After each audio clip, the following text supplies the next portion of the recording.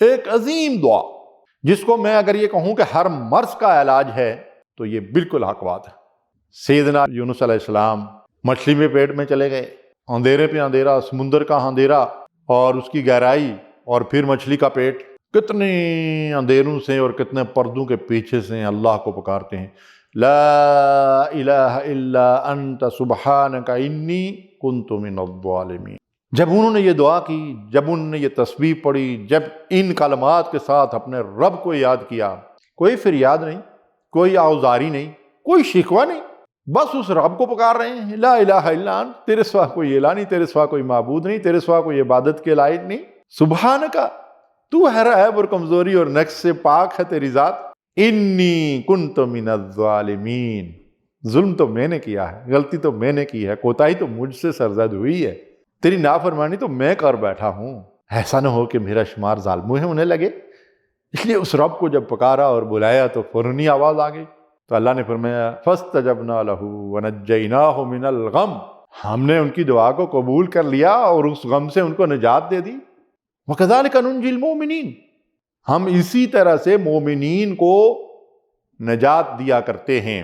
تو ناظرین کرام، یہاں تو اللہ تعالیٰ نے پیغمبر کی دعا کا جواب دیا، لیکن ساتھ سارے مومنین کو بھی اس میں شامل کر لیا کہ کوئی مومن بندہ بھی جب مجھ سے التجا کرتا ہے، مجھ سے حاجت مانگتا ہے، میرے ساتھ لو لگاتا ہے، تو ہم ایسے ہی ان مومنین کو بھی نجات دیا کرتے ہیں جیسے اپنے پیغمبر یونس علیہ السلام کو نجات دی۔ اللہ اکبر۔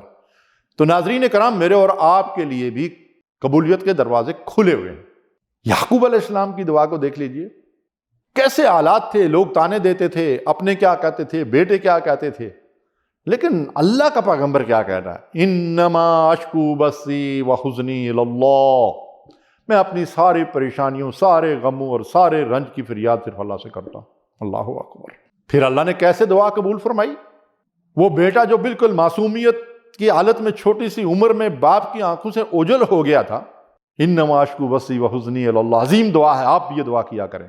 تو پھر اللہ تبارک و تعالیٰ نے کیسے اشکشوئی کی، بیٹے سے اس حال میں ملاقات کرائی کہ وہ مصر کے تخت سلطنت پر فروکش ہیں، ایک حاکم اور فرمان روا اور عادل سلطان کی طرح۔ سبحان اللہ۔ یہ ہے دعا کا ثمرہ، یہ ہے اس معاملے کا فیصلہ جس کو بندہ اللہ کے سپرد کر دے۔ وَأُفَوِّضُ أَمْرِي إِلَى اللَّهِ، یہ دعا کیا کریں کہ میں اپنے معاملات اللہ کے سپرد کرتا ہوں۔ ترمذی شریف کی روایت ہے، کیا فرمایا نبی کریم صلی اللہ علیہ وسلم نے، جو بندہ اللہ سے سوال نہیں کرتا، اللہ کے سامنے عاجزی نہیں کرتا، اللہ سے مانگتا نہیں، اللہ سے دعا نہیں کرتا، یغضب علیہ، اللہ اس پہ غضبناک ہوتا ہے، اللہ اس سے ناراض ہوتا ہے۔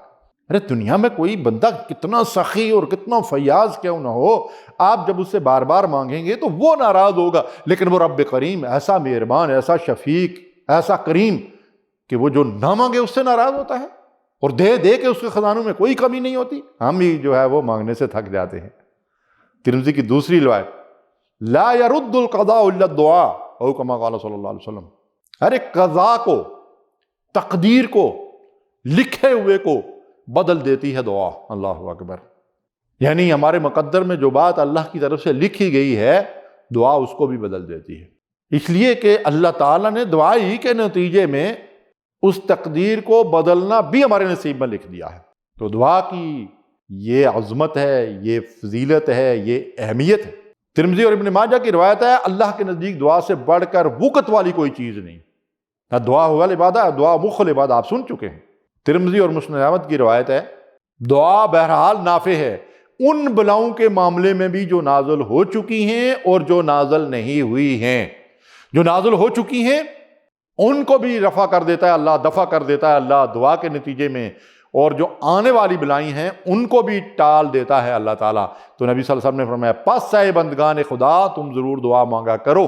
اب جو لوگ اللہ سے دعائیں نہیں کرتے، التجائیں نہیں کرتے، آرزویں نہیں کرتے، اس کے سامنے ہاتھ نہیں اٹھاتے، نہیں گڑ گڑاتے، ان کے لیے ایک وارننگ، قل ما یعبأ بکم ربی لولا دعاؤکم، کہہ دیجیے اے نبی ان لوگوں سے، اگر تم اس سے دعائیں نہ کرو، یعنی اللہ سے، تو اللہ کو تمہاری کوئی حاجت نہیں ہے۔ تو اس آیت مبارکہ کے اس حصے کی تفسیر میں سید مودودی رحمۃ اللہ علیہ نے لکھا ہے کہ اگر تم اللہ سے دعائیں نہ مانگو، اپنی حاجات میں اس کو نہ پکارو، تو پھر اللہ کی نظروں میں پیرے کا کے برابر بھی تمہارا کوئی وزن نہیں ہوگا۔ اس کی نظر کرم کو جو چیز تمہاری طرف مائل کرے گی، وہ تمہارا عجز و نیازمندی کے ساتھ اس کی طرف ہاتھ پھیلانا اور اس سے دعائیں اور التجائیں کرنا ہے۔